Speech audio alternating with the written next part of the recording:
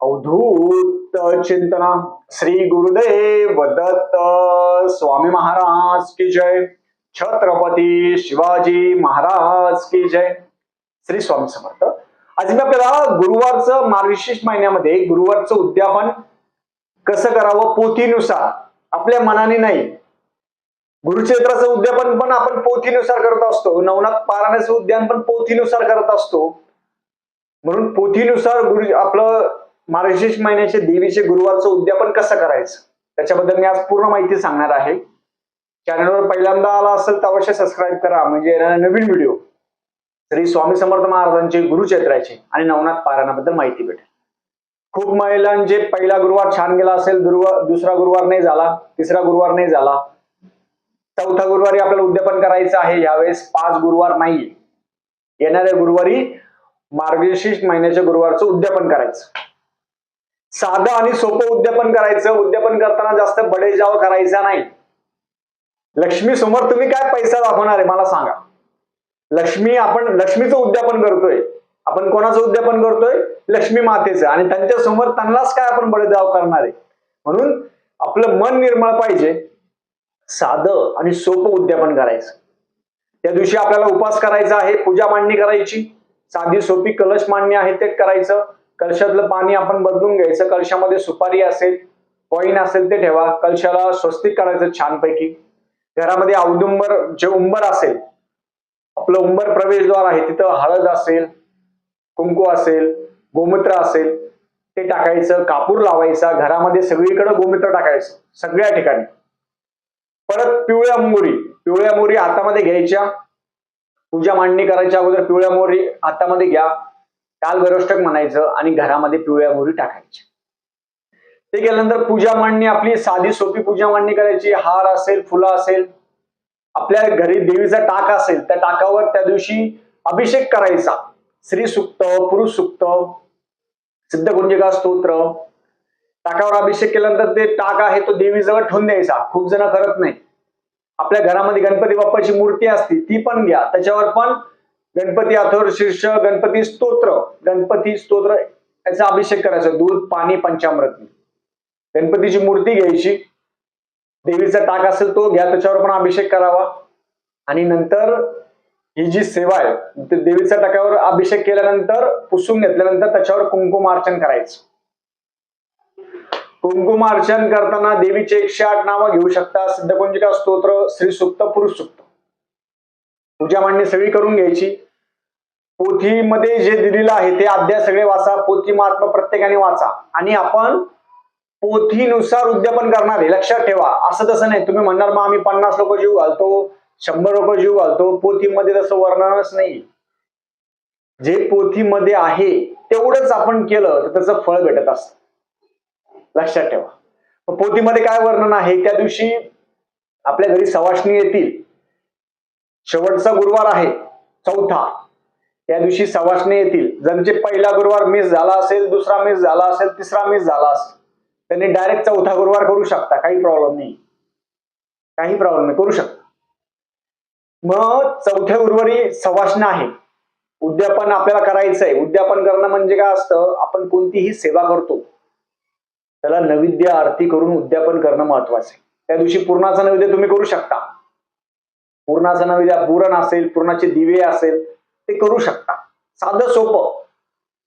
त्यासोबत आपण लक्ष्मी मातेंना पूर्णाचे दिवे करायची. वरण भात, भाजी पोळी करायचं. कांदा लसूण टाकायचा नाही, लक्षात ठेवा. कोणतंही आपण उद्यापन करत असणार, गुरुचैत्र पारायण, नवनाथ पारायण, स्वामी चरित्र, संक्षिप्त गुरुचैत्र, कोणतेही आपल्या घरी ब्राह्मण जेवायला जरी आले, गुरु जरी जेवायला आले, कोणी जेवायला आले, कांदा लसूण टाकायचा नाही, लक्षात ठेवा. ते देवाला चालत नाही, ब्राह्मणाला पण चालत नाही. मग वरण भात, भाजी पोळी करायचं. संध्याकाळच्या वेळेस सवाष्णी घरी बोलवायच्या सगळ्या. 7 सवाष्णी असेल, 11 सवाष्णी असेल, 21 असेल, तुमच्या पद्धतीने. 1 सवाष्ण जरी असली तरी चालतं. सवाष्णी घरी आल्यानंतर सगळ्यात पहिले त्यांचं पाद्यपूजन करायचं. तुम्ही म्हणणार दादा पोथीमध्ये कुठे दिलेलं पाद्यपूजन? पण त्या सवाष्णीमध्ये देवी आई येत असते. सवाष्णीमध्ये देवी आई येत असते. जसं आपल्या घरी ब्राह्मण आला ना, त्याचं पाद्यपूजन करायला पाहिजे. पहिल्या काळी खूप जण करत होते. ब्राह्मणाचे पाय धुत होते. तसंच आपल्या घरी सवाष्णी आल्या, 7 असेल 11 असेल, त्यांचं डिश ठेवा, पाय त्यांचे धुवून घ्या, पायाला गंधाक्षर फुल लावा, नंतर त्यांची ओटी भरायची, कुंकू लावायची, ओटी भरायची, आणि एक महालक्ष्मीचं पुस्तक असेल ते पुस्तक द्या, प्रसाद असेल केळीचा प्रसाद असेल तो द्या. एवढं केलं आपण, पुस्तक जेवढं तुम्हाला देता येईल तेवढं द्या. एक दिलं तरी खूप आहे. सगळ्यांच्या घरी पुस्तकं असतं त्याच्यामुळे एक पुस्तक दिलं तरी खूप आहे. 7च द्यावं असं काही नाही, एक पुस्तक देऊन टाकलं ठीक आहे. ते पुस्तक दिल्यानंतर केळीचा प्रसाद असेल तो द्या. नंतर ब्राह्मणाला शिदा दक्षिणा वस्त्र द्यायचं. आपल्या जवळपास कुठे ब्राह्मण असेल त्यांना घरी बोलवा, शिदा दक्षिणा वस्त्र द्या. ब्राह्मण नाही भेटला, मी माझा नंबर देईल, तुम्ही संकल्प करून दक्षिणा शिदा वस्त्र असेल ते देऊ शकता. शिद्यामध्ये काय द्यायचं खूप जणांचा प्रश्न आहे. सप्तधान्य द्यायचं कधी पण, लक्षात ठेवा. आपल्या घरचं पीठ कधीही ब्राह्मणाला द्यायचं नाही. कोणी 4-4 दिवसाचा प्रॉब्लेम पाळत नाही, काही करत नाही, म्हणून आपल्या घरचं पीठ नाही द्यायचं. सप्तधान्य असेल ते 1.25 किलो द्यायचं. तेल असेल, तूप असेल, पालेभाज्या असेल, 2 व्यक्ती जेवतील त्याप्रमाणे शिदा द्यावा. याला शिदा म्हणतात. खूप जणांना समजतच नाही शिदा म्हणजे काय. आता माझ्याकडे कोणी जर खूप जण शिदा आणून देता, पुढच्या कोणी शिदा जर आणून दिला तर तुम्हाला मी त्याचा व्हिडिओ करून पाठवणार आहे. परफेक्ट शिदा असतो तो. ते 1.25 किलो किंवा 5-5 किलो सप्तधान्य देत असतात, पालेभाज्या भरपूर देत असतात, तेल असेल, तूप असेल, साखर असेल, गुळ असेल, सगळं देत असतात. म्हणजे 2 माणसं जेवतील एवढा शिदा देत असतात. हा शिदा ब्राह्मणाला द्यायचा. संकल्प सोडायचा, हातामध्ये पाणी घ्या, गंधाक्षर फुल घ्या, तुमचं नाव घ्या, गोत्र घ्या, आणि असं म्हणायचं की आपण मार्गशीर्ष महिन्यामध्ये देवीचे 4 गुरुवार उपास केला, महात्म्य वाचलं, त्याचं उद्यापन आहे. ब्राह्मणाला आम्ही शिदा दक्षिणा वस्त्र देत आहोत आणि एक सवाष्ण आणि कुमारिका जीव घालतो. ब्राह्मणाला शिदा दक्षिणा जर दिलं तर सवाष्णी कुमारिका जीव घालायची आवश्यकता नाहीये. एक जरी जीव घातली तरी चालतं. हे केल्यानंतर संकल्प सोडून घ्यायचा. आरती करायची. आरती करताना सगळ्यात पहिले गणपती बाप्पाची आरती घ्यायची, नंतर देवीची आरती घ्यायची, बालाजी महाराजांची आरती घ्यायची. बालाजी महाराजांना विसरायचं नाही, विष्णू भगवान. बालाजी महाराजांची आरती घ्यायची, आणि बालाजी महाराजांची आरती झाल्यानंतर महादेवांची आरती घ्यायची. अशा 4-5 आरत्या घ्यायच्या, आणि आरती झाल्यानंतर सगळ्यांनी त्याच्या समोर महालक्ष्मी अष्टक म्हणावं, श्रीसूक्त म्हणावं, व्यंकटेश स्तोत्र म्हणावं, आणि नंतर आपला जो उपास आहे तो उपास सोडावा. असं साधं आणि सोपं पोथीनुसार उद्यापन करावं. पोथीमध्ये पण दिलेलं आहे बघा. दक्षिणा ब्राह्मणाला शिदामध्ये सप्तधान्य मी आपल्याला सांगितलं. दक्षिणा तुमच्या इच्छेनुसार, आपल्या ऐपतनुसार ब्राह्मणाला दक्षिणा द्यावी. परत वस्त्र काय द्यायचं ब्राह्मणाला, खूप जणांचा प्रश्न आहे. वस्त्रामध्ये तुम्ही सवळं देऊ शकता. सवळं, धोतर, धोती, लुंगी, काही जण नेहरू शर्ट देता. याला सवळं वस्त्र हे असं देऊ शकता ब्राह्मणाला. या 3 वस्तू ब्राह्मणाला द्यायच्या. ब्राह्मणाचं पाद्यपूजन करायचं, गंधाक्षर फुल लावायचं. ब्राह्मण तुमच्या घरी आला तर तुम्ही भाग्यांचे, चांगली गोष्ट आहे. नाही भेटला, तुमच्या आजूबाजू कुठे ब्राह्मण बघा, त्यांना गंधाक्षर फुल लावून शिदा दक्षिणा त्यांना द्या. नाहीच भेटला तुम्हाला ब्राह्मण, मी माझा नंबर देईल, तुम्ही संकल्प करून दान दक्षिणा तुम्ही देऊ शकता. तुम्ही दिलेले जे पैसे असेल ते आपण महादेवाच्या मंदिरात तिथं वापरतो, आणि गाणगापूरमध्ये अन्नदान असेल, महादेव समोर काही अन्नदान असेल, त्यासाठी आपण ते पैसे वापरतो. आपलं महादेवाचं काम पण आता पूर्ण होत आहे, त्याचा पण मी पूर्ण व्हिडिओ करणार आहे. अजून प्रोसेस चालू आहे. नाव लिहायचं बाकी पाठीचं, डिजिटल मध्ये नाव लिहायचं आहे. एक कोल्हापूरची सेवेकरी ताई आहे, ते नाग देत आहे तांब्याचा. तर असे खूप जण देत आहे. आपापल्या इच्छेनुसार देऊ शकता. कोणाला द्यायचं असेल तुम्ही माझा ऍड्रेस पण पाठवेल, तुम्ही तुमचं डायरेक्ट जे काही द्यायचे साहित्य, डेकोरेशनचं साहित्य असेल, मी ऍड्रेस पाठवेल तुम्हाला, त्या ऍड्रेसवर तुम्ही पाठवू शकता, काही प्रॉब्लेम नाही. तर अशा पद्धतीने साधं आणि सोपं उद्यापन करावं.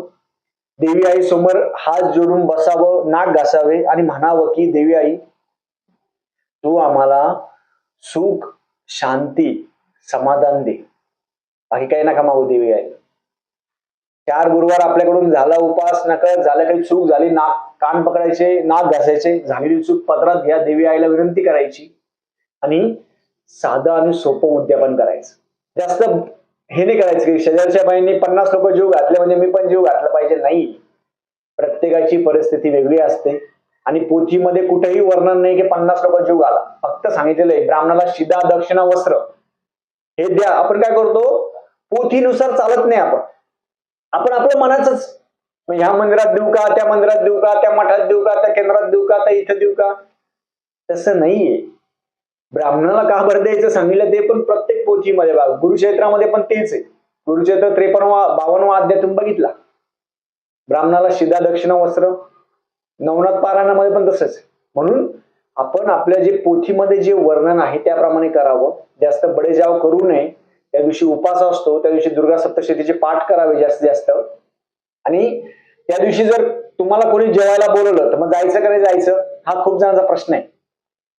आमच्या घरी उद्यापन आहे दादा, मग दुसरीकडे आम्हाला जेवायला बोलवलं तर तुमची घरची देवी आहे ना, ती जेवल्याशिवाय तुम्हाला दुसरीकडे जाता येणार नाही. लक्षात ठेवा, नाही जाता येणार त्या दिवशी. सगळ्यांच्या घरी देवीचं उद्यापन असतं, कसं जाणार मला सांगा तुम्ही. म्हणून त्याचा पर्याय म्हणून ब्राह्मणाला शिदा दक्षिणा वस्त्र द्यायचं. आपल्या घरी आपण घरामध्ये सगळ्यांनी फॅमिलीमध्ये बसून, कुटुंबाने एकत्र बसून देवीची सेवा करायची. आणि सेवा केल्यानंतर मग आपलं नैवेद्य आरती करून तो प्रसाद आहे तो आपण स्वतः खावा. घरात कोणाला, बाकीच्या घरात सगळ्यांना द्यायचं, बाकीच्यांना दुसऱ्यांना द्यायचं. सगळ्यांनी असं साधं आणि सोपं उद्यापन करावं. कोणताही जास्त ताण घ्यायचा नाही.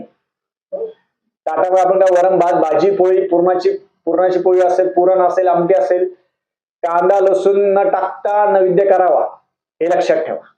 अशा पद्धतीने प्रत्येकाने करावं. झालेली सेवा मी देवी आई चरणी रुजू करतो. आणि दुसऱ्या दिवशी आपलं उद्यापन त्या दिवशी गुरुवारी झालं, शुक्रवारी अक्षता घ्यायच्या, पुनरागमनाचं असं म्हणून अक्षता देवीच्या अंगावर टाकाव्या. ते पाणी असेल ते घरामध्ये वापरून घ्यायचं, घरामध्ये शिंपडायचं, अंगावर शिंपडायचं, आंघोळीच पाण्यात घ्यायचं. तो नारळ फोडायचा खायचा, त्याचा मी तो सेपरेट व्हिडिओ करणार आहे. झालेली सेवा मी महाराजांच्या रुजू करतो. श्री स्वामी समर्थ.